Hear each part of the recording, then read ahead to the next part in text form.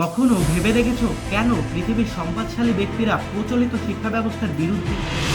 নিজেদের সন্তানদের কেন তারা এই প্রচলিত শিক্ষা ব্যবস্থায় তথাকথিত শিক্ষিত করতে চায় না? সরকারি শিক্ষা প্রতিষ্ঠানে একটা বাচ্চার ভবিষ্যৎকে শেষ করে দেওয়ার জন্য যা যা প্রয়োজনীয় সবকিছু করে ফেলা হচ্ছে। Do you think people that want to be useful today should get PhDs? Mostly not. School failed you or you failed school? School failed me. School's failing entrepreneurs every single day. Because it's not built for entrepreneurship. It's built for workers. In fact, I think a lot of things people learn at poly, there's no point in learning them. Because they never use them in the future. Because a lot of kids just in school kind of puzzled as to why they're there.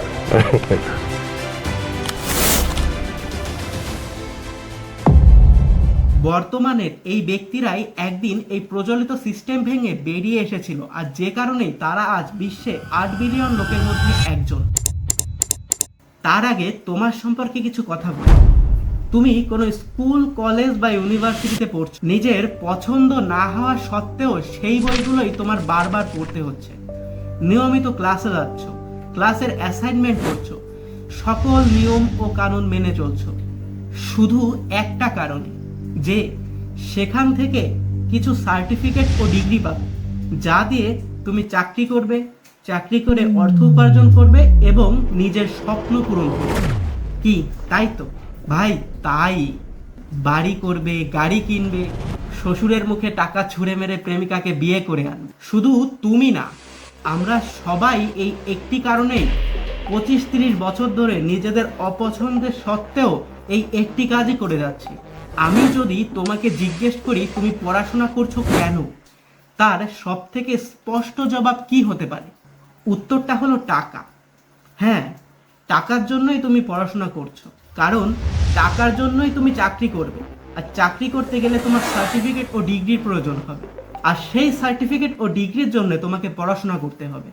আর এজন্যই তুমি পড়ছো, আর এমন এমন subject পড়ছো যা তোমার জীবনে পরীক্ষার খাতায় ছাড়া অন্য কোথাও কাজে লাগবে বলে আমি তো মনে করি।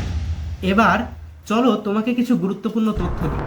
মাইক্রোসফটের প্রতিষ্ঠাতা বিল গেটস মাত্র 20 বছর বয়সে ড্রপ আউট। কোথা থেকে জানো?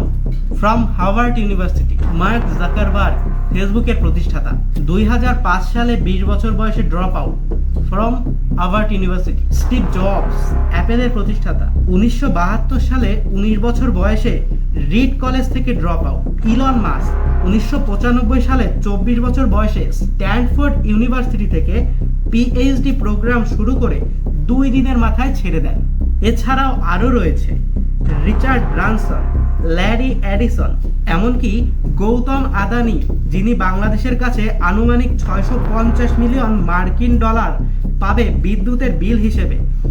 তিনি 19 বছর বয়সে গুজরাট ইউনিভার্সিটি থেকে কমার্স নিয়ে সেকেন্ড ইয়ারে পড়া অবস্থায় ড্রপ আউট। এবার নিজেদের লোকের কাছেই আসি।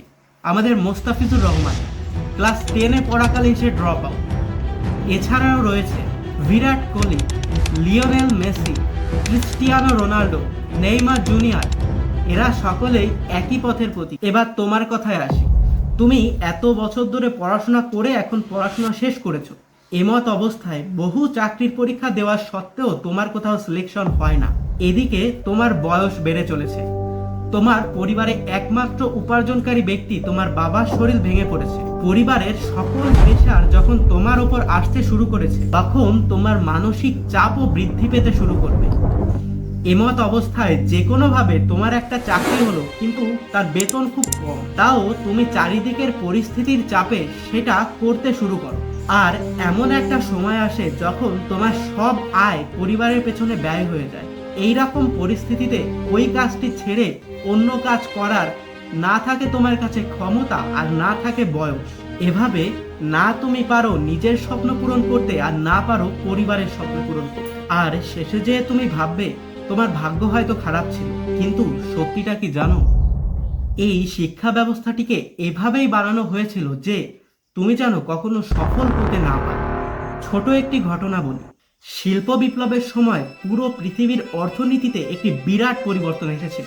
তখন মানুষ কৃষি খামারের পাশাপাশি নিজেরাই ক্ষুদ্র ক্ষুদ্র শিল্প প্রতিষ্ঠান গড়ে তুলছে। বস্ত্র শিল্প, কুটির শিল্প, কারুশিল্প, সাধারণই আমাদের 2 প্রজন্ম আগের কথাই ধরো, যখন পড়াশোনার খুব একটা চল ছিল না, কিন্তু তখন কৃষি খামারের প্রচলন ছিল অনেক বেশি। কিন্তু এই সময় বড় বড় শিল্পপতিদের কারখানায় একটা ব্যাপক সমস্যার সৃষ্টি হলো। সমস্যাটি হলো তাদের কারখানায় শ্রমিকের ঘাটতি। এটা সোজা হিসাব। তখন লোকেরা নিজেদের সম্পত্তির সঠিক ব্যবহার করে নিজেরা স্বাবলম্বী ছিল। এমত অবস্থায় কেউ অন্যের কোম্পানিতে একজন শ্রমিক হিসেবে কেন কাজ করে? এই সমস্যার সমাধান হিসেবে সবার প্রথমে বেরিয়ে আসে পার্সিয়ান এডুকেশন সিস্টেমের কথা।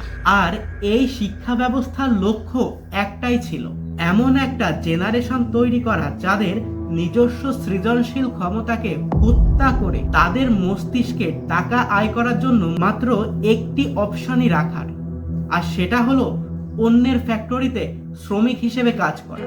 আর ঠিক এভাবেই নিজের জমিতে যারা শ্রম দিয়ে চাষ করে খেত, তাদের সন্তানদের মাথায় শুধু একটাই অপশন থাকে, আর সেটা হলো অন্য কোনো কোম্পানিতে শ্রমিক হিসেবে কাজ করা। আর এভাবেই শ্রমিকের ঘাটতি কমতে থাকে এবং শিল্প কারখানাগুলো অতিরিক্ত দ্রব্য উৎপাদন করতে পারে। আমাদের স্কুল বা কলেজে কখনোই আমাদের আত্মনির্ভরশীল হতে শেখানো হয় না, কিন্তু শেখায় না কেন?